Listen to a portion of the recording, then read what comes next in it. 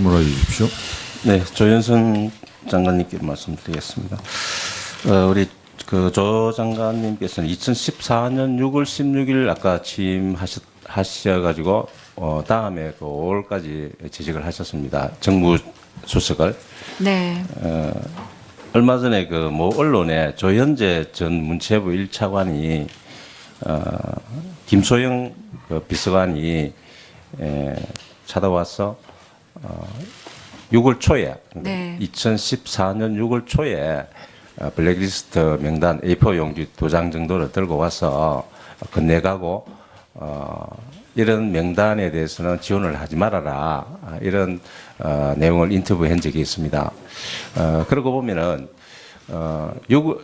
조 장관께서 6월 중순에 16일 날 취임을 하셨기 때문에 블랙리스트가 전달이 된 것은 6월 초이기 때문에 제 추정으로는 실무적인 기획이나 또 리스트 작성 등을 감안하면은 최소한 5월 말경에는 블랙리스트가 작성되었다고 봐야 됩니다.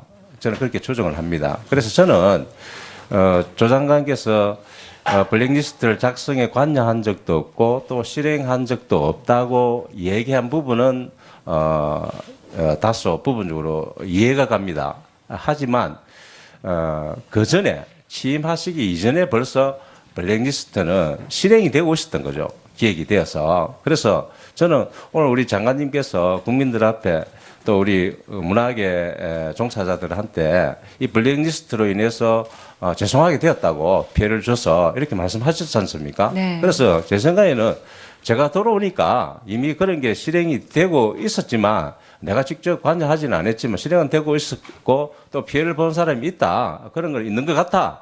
이렇게 솔직하게 이렇게 말씀드리는 게 제가 볼 때는 도리가 아닌가 생각이 드는데 우리 장관님 생각 어떻습니까? 예, 의원님 말씀 맞습니다. 예. 그러니까 블랙리스트는 어떤 형태로 간에 실행이 되고 있었던 거죠. 물론 실행을 직접 안 하셨다, 그 전에 기획을 안 하셨기 때문에 또 실행도 안 하셨다 하는 부분은 실행이라는 것은 일반적으로 현업 부서에서 하기 때문에 이 리스트에 대해서 실행을 어떻게 했습니다. 이것까지 장관님께 보고는 안 했을 거라 이거죠.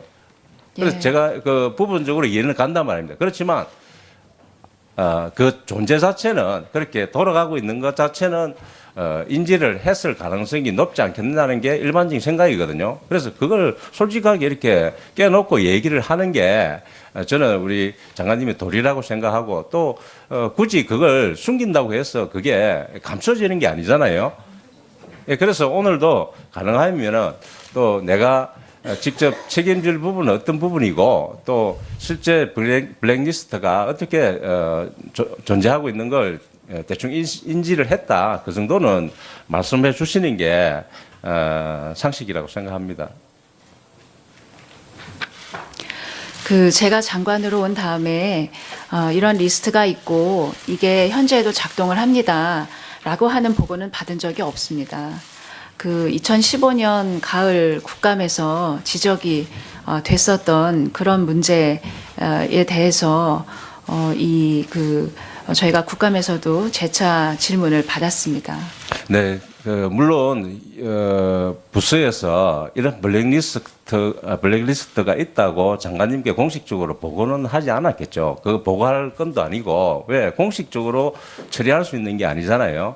그래서 당연히 그 보고는 없을 수도 있었고 단지 제가 생각할 때는 지금까지 어떤 역대 정권도 그 정권에 반하는 또 특이한 그런 성향의 사람들에 대해서 최소한 이렇게 공식적이지는 않지만 비공식적으로는 관리는 저는 해왔다고 생각합니다. 아직 우리 사회가 그걸 탈피하지 못한 수준에 있다고 저는 생각을 하거든요. 그래서 그런 전반적인 상황을 좀 더 솔직하게 말씀해 주셨으면 좋지 않았나 그런 생각이 듭니다.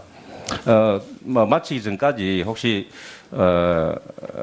심경의 변화가 계시면은 밝혀주시면 좋겠다는 말씀드리고 우리 그 위원장님께도 제가 그 말씀을 좀 드리고 싶은 게 지금 그 특검에서 고발 요청이 지금 2차례 이제 들어왔지 않습니까?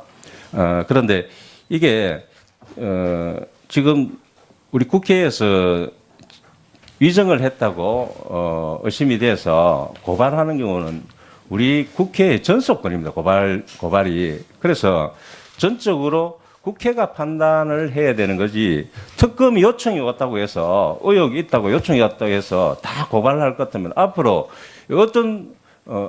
어떻게 이게 처신할 거냐, 이거죠. 그래서, 상대를 존중하는 것은 좋지만, 이렇게 무작정 특검이 요청이 왔다고 해서 다 고발을 해버리면, 나중에 곤란해지는 상황이 생길 수 있다. 그리고 우리 조윤수 장관 같은 경우에도 오전에 출석을 안 했습니다. 왜?